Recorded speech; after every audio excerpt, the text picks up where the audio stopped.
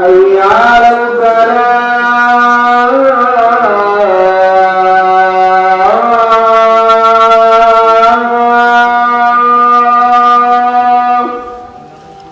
حي على الفلاح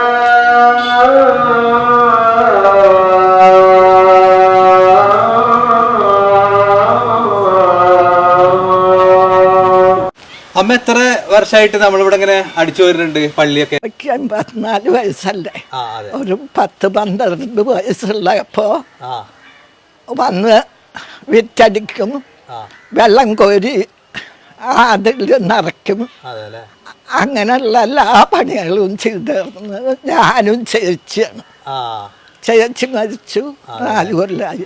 എല്ലാ ദിവസവും നേരം വെളിച്ചാകുമ്പോൾ ഞാൻ വന്നു അവിടെ അടിച്ചു വൃത്തിയാക്കി.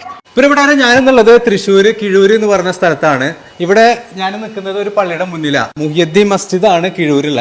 ഇവിടെ ഇപ്പോൾ അവിടെ ആളുകളൊക്കെ കൂടിയിട്ടുണ്ട്. എന്താ സംഭവം വെച്ചിട്ടുണ്ടെങ്കിൽ നമ്മുടെ ഉസ്താമാരുണ്ട്, നമ്മുടെ പള്ളിയിലെ മഹല്ല് പ്രസിഡന്റ് ഉണ്ട്, അതുപോലെ തന്നെ അമ്മയുടെ മോളും. അപ്പൊ എന്താ സംഭവം ചോദിച്ചിട്ടുണ്ടെങ്കിൽ നമ്മുടെ അമ്മ ഇവിടെ നിൽക്കുന്നുണ്ട്. ഈ ഒരു അമ്മ ഏകദേശം 70 വർഷമായിട്ട് ഈ ഒരു പള്ളി പരിസരം അടിച്ചു വരലും ക്ലീനിങ് അങ്ങനത്തെ ഒക്കെ ചെയ്യുക. യാതൊരു എന്താ പറയുക, സാധാരണ നമ്മളെ ആളുകൾ ഒരു ജോലി പോലെ കാണാതെ പ്രത്യേക ഒരു പൈസ വേണം എന്നുള്ള രീതിയിൽ അങ്ങനൊന്നല്ല, ഇവർക്കൊരു വിശ്വാസം അല്ലേ, അങ്ങനെ ഒരു വിശ്വാസം കൊണ്ടാണ് ചെയ്യാറ്. എന്താണ് പേര്? എന്താ അമ്മയുടെ പേരെന്താ? തങ്കം. 86 വയസ്സായിട്ടുണ്ട് അല്ലേ. നമ്മുടെ തങ്കമ്മക്ക് എന്ന് വെച്ചിട്ടുണ്ടെങ്കിൽ ചെവിക്ക് ചെറിയൊരു കേൾവിക്കുറവുള്ളത് കൊണ്ട് തന്നെ കൂടുതലും നമ്മൾ ഒന്നുകൂടി ഒച്ചത്തിൽ പറയുമ്പോഴാണ് അമ്മക്ക് കേൾക്കാറ്. വേറെ പ്രശ്നങ്ങളൊന്നുമില്ല.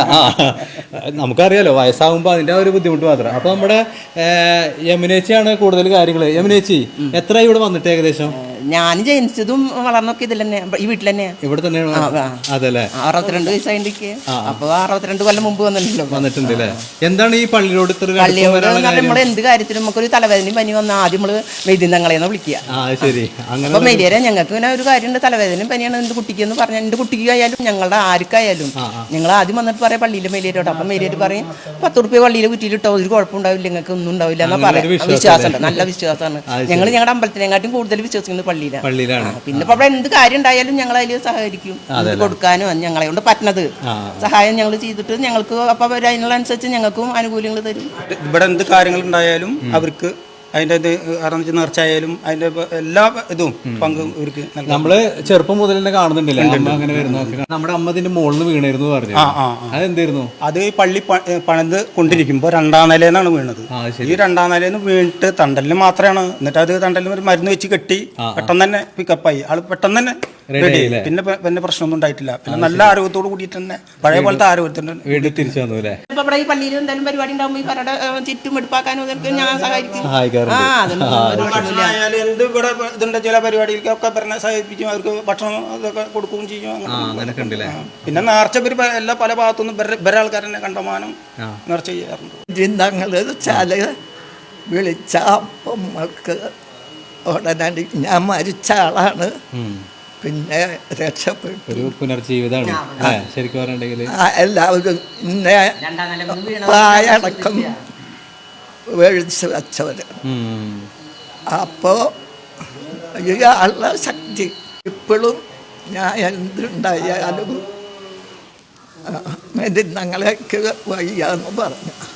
എനിക്കപ്പോൾ അപ്പൊ അങ്ങനെയുള്ളൊരു വിശ്വാസം കേട്ടോ നമ്മുടെ അമ്മക്കും ചേച്ചിക്കൊക്കെ. പിന്നെ അതുപോലെ മുമ്പ് എന്ന് പറഞ്ഞിട്ടുണ്ടെങ്കിൽ നമ്മുടെ അമ്മ ഇവിടെയൊക്കെ വൃത്തിയാക്കും. അതുപോലെ തന്നെ അവിടെ ഹൗസ് ഉണ്ട്, നമ്മളെ എന്താ പറയുക അബ്ലൂഷൻ എന്ന് പറയുമല്ലോ, അതിന് വേണ്ടിയിട്ടുള്ള ഒരു സ്പേസ് അവിടെ ഉണ്ട്.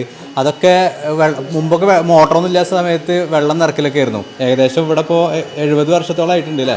നോമ്പ് കാലത്ത് ഒരു ദിവസം ഞാൻ നോമ്പർപ്പിച്ചു അല്ലേ. ശരി. അപ്പൊ ഞാൻ പറഞ്ഞു ഇങ്ങനെ ചെയ്യട്ടാന്ന് ചോദിച്ചു ഇവരോട്. അപ്പൊ ഇവര് പറഞ്ഞാന്ന് പറഞ്ഞപ്പോ ഒരു ദിവസം എന്റെ പൈസ ഇവര് എത്ര കൊടുക്കുന്നത് നമ്മുടെ ഒരു നോമ്പ് തുറക്കണ്ടേ.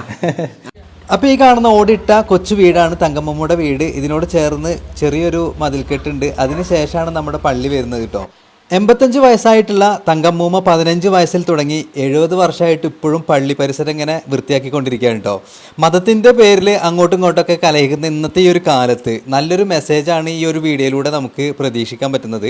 ഇന്നത്തെ ഈ ഒരു വീഡിയോ നിങ്ങൾക്ക് എല്ലാവർക്കും ഇഷ്ടപ്പെട്ടെന്ന് വിചാരിക്കുന്നു. അപ്പോൾ ഈ ഒരു വീഡിയോ നമ്മുടെ വേണ്ടപ്പെട്ട എല്ലാവർക്കും ഒന്ന് ഷെയർ ചെയ്ത് കൊടുക്കുക. നമ്മുടെ ആ ഒരു പഴയ സൗഹാർദ്ദം നമുക്കൊക്കെ തിരിച്ചു പിടിക്കാൻ വേണ്ടിയിട്ട് ഈ ഒരു വീഡിയോയിലൂടെ സാധിക്കട്ടെ. നമുക്ക് അടുത്തൊരു വീഡിയോയിലേക്ക് പോകാനുള്ള സമയമുണ്ട്. Thank you for watching.